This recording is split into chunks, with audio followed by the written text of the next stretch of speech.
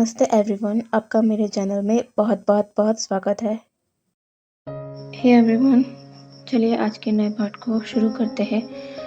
पिछले पार्ट में हमने देखा था कि कैसे कैसे लांजान ऊशियान के हाथ में बाइट करके वॉशरूम की ओर भाग जाता है और ऊशियान इससे एक आहत तक नहीं करता क्योंकि उसे इसकी आदत है। वो जानता है कि लांजान अपनी फ्रस्ट्रेशन इसी तरह निकालता है। लांजान के वहाँ से जाने के बाद ऊशियान के एक्सप्रेशन पूरी तरह बदल जाते हैं। न जाने उसके दिमाग में क्या चल रहा है और उसके फेस के एक्सप्रेशन दोनों ही नहीं समझे जा सकते।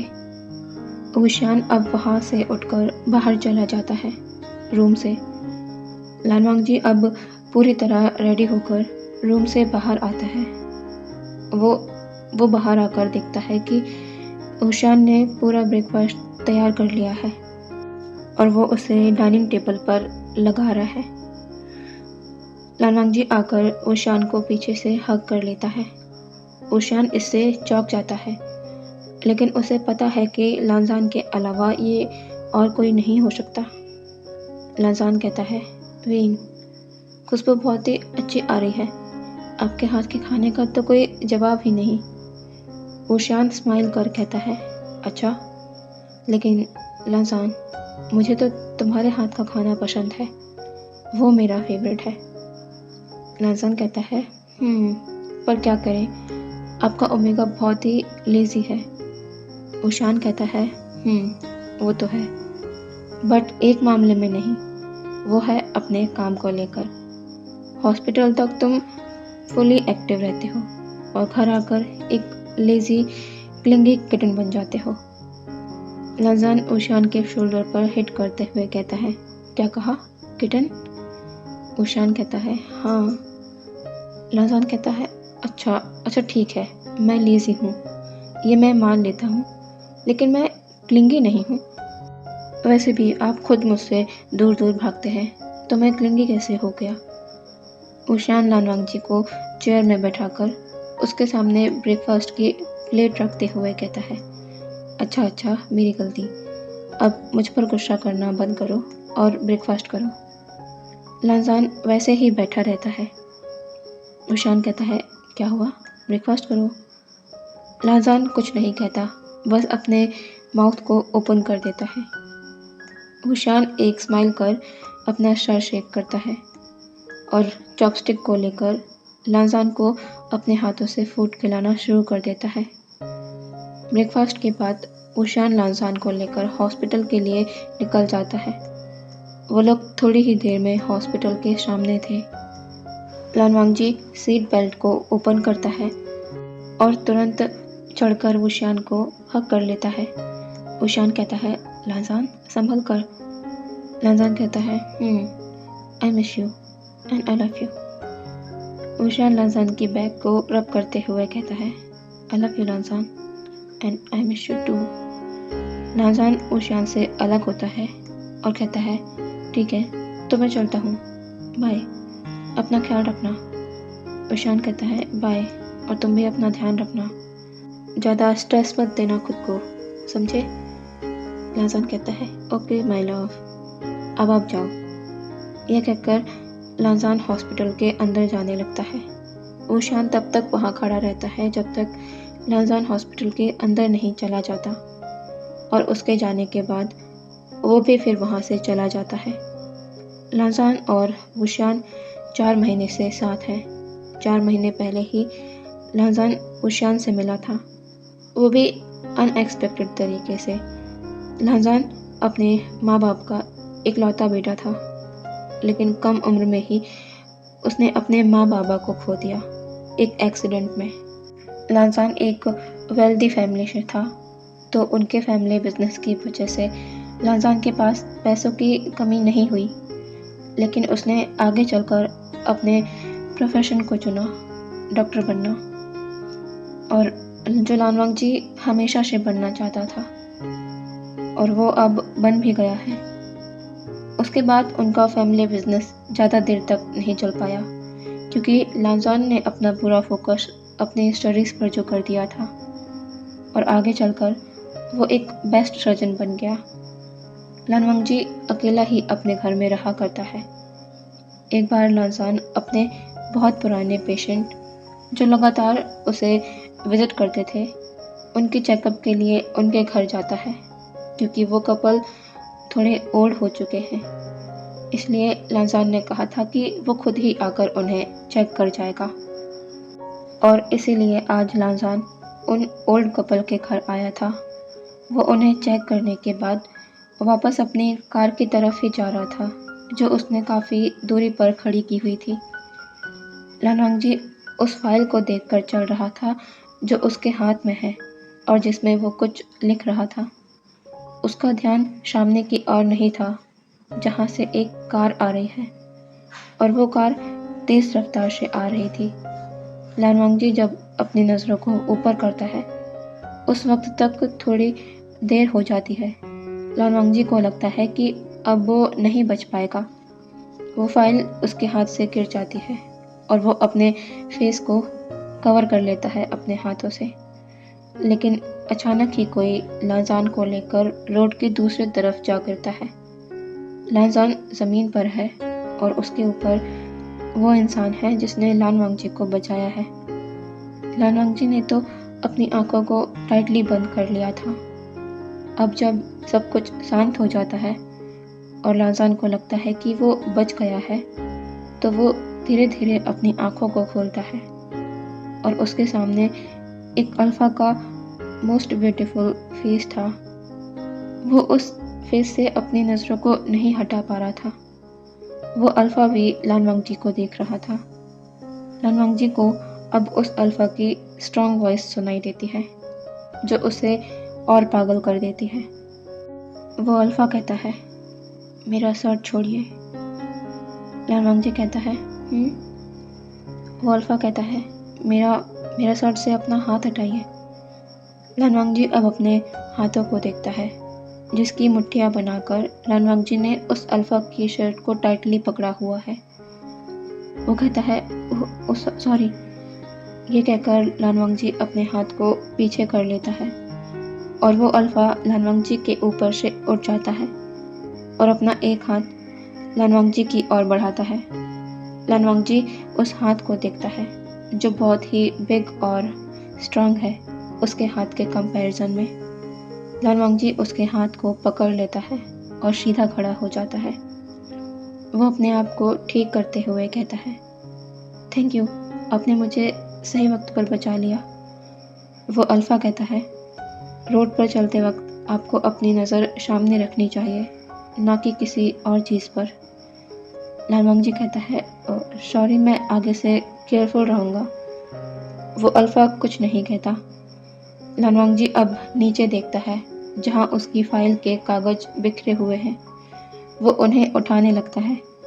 वो अल्फा भी इस पर उसकी मदद करता है। तभी उस अल्फा की नज़र एक पेन पर जाती है, जो पूरी तरह कार के टायर के दबने की वजह से डैमेज हो गया था। वो पेन मेटल का बना हुआ था। वो अल्फा उस पेन को उठा देता है। लानवांगजी उस अल्फा के हाथ से फाइल के पेपर को लेते हुए कहता है, थैंक यू। लेकिन तभी उसकी नज़र वुशियान के हाथ के उस पेन पर पड़ जाती है, जो उसका ही था। वो उसे वुशियान के हाथ में से लेते हुए कहता है, मेरा पेन, ये तो पूरी तरह दब गया है। वो अल्फा देखता है कि लानवांगजी इसकी वजह से थोड़ा सैड हो गया है। वो कहता है, ये एक पेन ही है, आप दूसरा ले लीजिएगा। लानवांगजी कहता है, नहीं, ये मेरे डैड का दिया हुआ पेन है और अब ये इतनी बुरी तरह डिस्ट्रॉय हो गया। ये बहुत सालों से मेरे पास था, लेकिन आज इसकी ये हालत हो गई। ये कहते हुए लानसान की आंखें थोड़ी सी वाटरी हो गई थी। वो उस पेन को गुस्से से साइड में फेंकता है और वहाँ से दौड़कर चला जाता है। वो अल्फा लानवांगजी को जाते देख रहा था। लानवांगजी वहाँ से अपनी कार को लेकर चला गया था।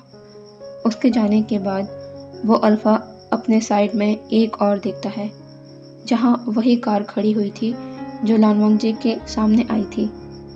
उस अल्फा के उस कार को देखते ही जैसे उस कार को कोई इशारा मिल गया हो और वो कार वहाँ से चली जाती है। वो अल्फ़ा अब उस पेन को उठा लेता है जिसे लान वांगजी ने फेंका है। वो उस पेन को देखता है और उसे अपने साथ लेकर कहीं जाने लगता है। वो एक वर्कशॉप के सामने आ जाता है और उसके अंदर आकर वो उस पेन के साथ कुछ करने लगता है। अब दूसरे दिन वही अल्फ़ा हॉस्पिटल के रिसेप्शन में किसी से पूछता है, क्या आप बता सकते हैं डॉक्टर लान वांगजी अभी कहाँ मिलेंगे? वो रिसेप्शनिस्ट एक बार चेक करती है और कहती है, डॉक्टर लान तो अभी एक सर्जरी अटेंड कर रहे हैं। आप चाहे तो उनके ऑफिस के सामने उनका वेट कर सकते हैं। वो जब आए तब आप उनसे मिल लीजिएगा। वो अल्फ़ा कहता है, कहाँ है डॉक्टर लान का ऑफिस? वो रिसेप्शनिस्ट उसे बता देती है और वो अल्फ़ा लान वांगजी के ऑफिस की ओर जाने लगता है। लान वांगजी हर बार की तरह थक कर एक सर्जरी को कर लेने के बाद वापस से अपने कैबिन में आने लगता है, लेकिन वो रुक जाता है अपने कैबिन के बाहर खड़े एक अनएक्सपेक्टेड गेस्ट को देखकर। वो अल्फ़ा भी लान वांगजी को देखता है और उस बेंच से उठकर बैठ जाता है जहाँ पर बैठा वो लान वांगजी का इंतज़ार कर रहा था। लान वांगजी जल्दी से उसके पास आता है और कहता है, आप तो वही हैं ना, कल जिसने मेरी जान बचाई थी उस कार से? आप वही हैं ना? वो अल्फ़ा नोट कर देता है। लान वांगजी स्माइल के साथ कहता है, अरे मैं कल आपको ठीक से थैंक यू भी नहीं कह पाया और सॉरी मेरे कल के अजीब बिहेवियर के लिए। वो अल्फ़ा कहता है, नहीं कोई बात नहीं। लान वांगजी कहता है, आइए अंदर कैबिन में चलकर बात करते हैं। यह कहकर लान वांगजी कैबिन के डोर को ओपन करता है और उस अल्फ़ा को देखकर कहता है, आइए। वो अल्फ़ा थोड़ा हेजिटेट करता है पर अंदर आ जाता है। लान वांगजी अपनी चेयर में जाकर बैठ जाता है और उसे भी अपने सामने बैठने का इशारा करता है। लान वांगजी कहता है, बताइए आपका अचानक यहाँ कैसे आना हुआ? क्या आप यहाँ चेकअप के लिए आए हैं? क्या आपको कुछ हुआ है? वो अल्फ़ा कहता है, नहीं, वो मैं ये देने आया था। यह कहकर वो अल्फ़ा एक पेन लान वांगजी के सामने कर देता है। लान वांगजी उस पेन को देखकर शॉक हो जाता है। वो उसे अपने हाथ में लेकर घुमा घुमा कर चेक करता है। वो अब शॉकिंगली उस अल्फ़ा को देखता है और कहता है, ये तो मेरा पेन है, लेकिन ये तो कल डैमेज हो गया था ना, फिर ये अभी सही कैसे है, बिल्कुल पहले की तरह? क्या ये कोई और पेन है? वो अल्फ़ा कहता है, नहीं, ये वही पेन है। लान वांगजी कहता है, तो फिर ये एकदम सही कैसे हो गया?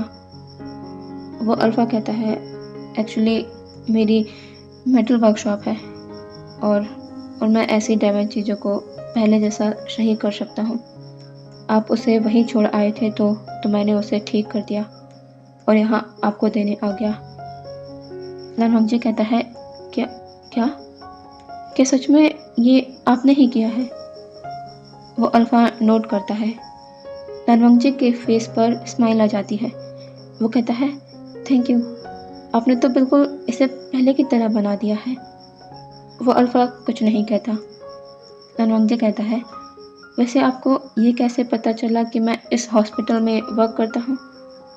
वो अल्फ़ा अपने पॉकेट से एक कार्ड को आगे कर कहता है, ये वहाँ उस जगह पर गिर गया था, उसी से मुझे पता चला। लान वांगजी कहता है, अच्छा, once again thank you so much mister. ओ, मुझे तो आपका नाम ही नहीं पता, आपका क्या नाम है? वो अल्फ़ा कहता है, मेरा काम आपको ये लौटाना था, आप मेरा नाम जानकर क्या करेंगे? यह कहकर वो अल्फ़ा उठ जाता है जाने को, लेकिन लान वांगजी तुरंत उसके सामने आते हुए कहता है, अरे ऐसे कैसे? आपको अपना नाम बताने में क्या दिक्कत है? आप इतने अच्छे मेटल क्राफ्ट्समैन हैं। मैं आपकी वर्कशॉप में आना चाहता हूँ। क्या आप अपने कस्टमर को भी अपनी शॉप में आने से रोकेंगे? वो अल्फा थोड़ी देर तक लानवांग जी को देखता है और कहता है, वी वुशियान। लानवांग जी कहता है, वी वुशियान, ओके ओके मिस्टर वे, वैसे आपकी शॉप है कहाँ? वी वुशियान कहता है, उसी जगह पर, उसी जगह के थोड़ी दूरी पर है जहाँ पर आप आए थे। लानवांग जी कहता है, ठीक है, मैं वहाँ ज़रूर आऊँगा। वी वुशियान कुछ नहीं कहता और वहाँ से चला जाता है। कॉरिडोर से जाते वक्त वो अपने फ़ोन को निकालता है और किसी से बात करता है। वो नहीं पता कि वो किससे बात कर रहा था। लानवांग जी उसके जाने के बाद उस पेन को देखता है और अचानक से ही वो स्माइल करने लगता है और वो इसमें इतना खो गया था कि उसे पता ही नहीं चला कि कोई उसके केबिन में आया है। लानवांग जी अपने ट्रांसबवल से तब बाहर आता है जब लानवांग जी को एक आवाज़ आती है, क्यों हंस रहे हो तुम यूँ पागलों की तरह? लानवांग जी अपने साइड में देखता है और कहता है, शाओ शिनचैन, तुम? शाओ शिनचैन कहता है, हाँ मैं, तुम्हें क्या हुआ है? लानवांग जी कहता है, तुम्हें पता है अभी कौन आया था मेरे पास? शाओ शिनचैन कहता है, कौन? लानवांग जी कहता है, वही जिसके बारे में कल मैंने तुम्हें बताया था, वो हैंडसम अल्फा जिसने मुझे सेव किया था। शाओ शिनचैन कहता है, क्या वो वही था जो अभी कुछ देर पहले यहाँ से गया, जिसे पहली नज़र देखकर ही तुम्हारे दिल की घंटी बज गई? लानवांग जी इस पर शाय फील करते हुए कहता है, हाँ वही है, वो बहुत ही हैंडसम है ना, तुमने देखा? शाओ शिनचैन कहता है, है तो हैंडसम, वैसे वो यहाँ कैसे आया? लानवांग जी शाओ शिनचैन को सब बताता है। शाओ शिनचैन कहता है, क्या वो एक मेटल क्राफ्टमैन है? लानवांग जी कहता है, हाँ। शाओ शिनचैन कहता है, तो क्या तुम अब उसकी शॉप में जाने वाले हो? लानवांग जी कहता है, हाँ, तभी तो मैं उसके करीब जा सकूँगा। शाओ शिनचैन अपना सर शेक कर कहता है, कौन कह सकता है कि तुम एक हार्ट सर्जन हो, जबकि तुम्हारी हरकतें किसी टीनेजर की तरह है। ऐसे कैसे एक ही नज़र में किसी को प्यार हो सकता है? लानवांग जी कहता है, मैं बहुत ही अलग हूँ ना। चलो अब जाओ, मैं आज शाम को उसके पास जाने वाला हूँ।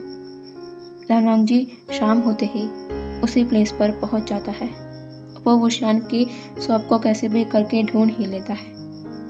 वुशियान जो अपना काम कर रहा था, तभी लानवांग जी उसकी शॉप में आता है। वुशियान उसे देखता है। लानवांग जी कहता है, वाह, आपकी शॉप बहुत ही सुंदर है। वुशियान कहता है, आप यहाँ? लानवांग जी कहता है, लाजान, मुझे लाजान कह सकते हैं आप, मेरा बर्थ नेम है ये। वुशियान कहता है, लेकिन मेरा आपको इस नाम से बुलाना सही नहीं होगा, क्योंकि हम एक दूसरे को जानते भी नहीं हैं, आज ही मिले हैं हम। लानवांग जी कहता है, जान पहचान से क्या होता है, वो तो एक दिन में भी हो सकती है। चलिए। वुशियान कहता है, कहाँ? लानवांग जी कहता है, डिनर पर। वुशियान इस पर अनबिलीवेबल लुक से लानजान को देखता है।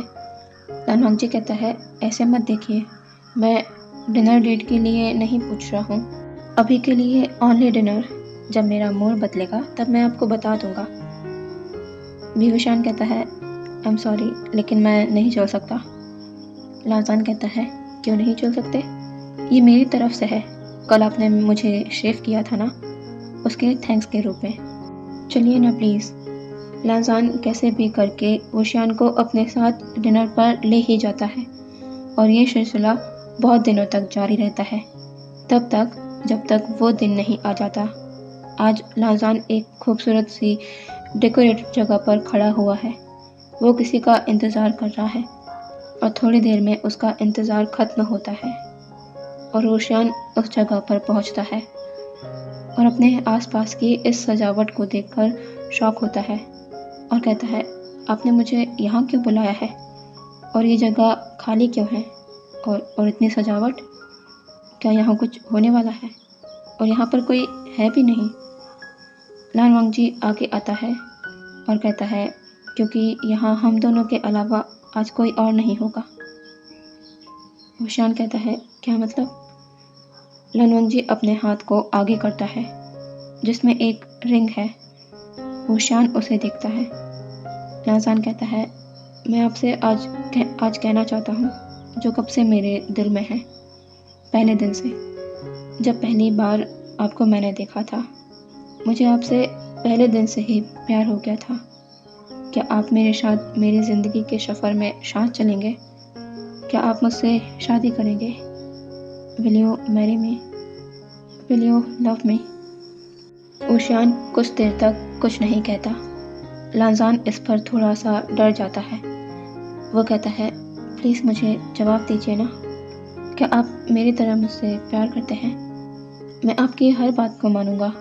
आपको तंग भी नहीं करूंगा जैसे मैं आपको रोज़ किया करता हूँ। बस एक बार कह दो कि आप भी मुझसे प्यार करते हैं, मेरे लिए शेम फीलिंग रखते हैं। मैं आपको बहुत प्यार करूंगा, आपका साथ कभी नहीं छोड़ूंगा और कभी। लेकिन लांजान आगे कुछ नहीं कह पाता क्योंकि वुशान ने उसके मुंह पर अपना हाथ रख दिया था। लांजान बड़ी बड़ी आंखें कर वुशान को देखता है। वुशान एक छोटी सी स्माइल कर अपना सर नोट कर देता है। लांजान इससे बहुत खुश होता है। वो कहता है, क्या सच में आप मुझसे प्यार करते हैं? वुशान कहता है, हाँ। लांजान तेजी से आकर वुशान को हग कर लेता है और वो इससे फ्रीज हो जाता है और उसकी मुट्ठियाँ कस जाती हैं। लांजान उसे गले लगाया हुआ है। वुशान के फेस की वो स्माइल जो अभी कुछ देर पहले थी, अब वो नहीं थी और उसका फेस कोल्ड हो गया था। लांजान वुशान के गले ही लगा हुआ था और कहता है, आई लव यू। वुशान अपनी आंखों को टाइटली बंद करता है और धीरे धीरे अपने कांपते हाथों को लांजान की बैक पर रखते हुए कहता है, आई लव यू। तो आज के पार्ट को मैं यहीं रोकती हूँ। हम कल मिलेंगे नए पार्ट के साथ। ओके, तब तक के लिए बाय बाय।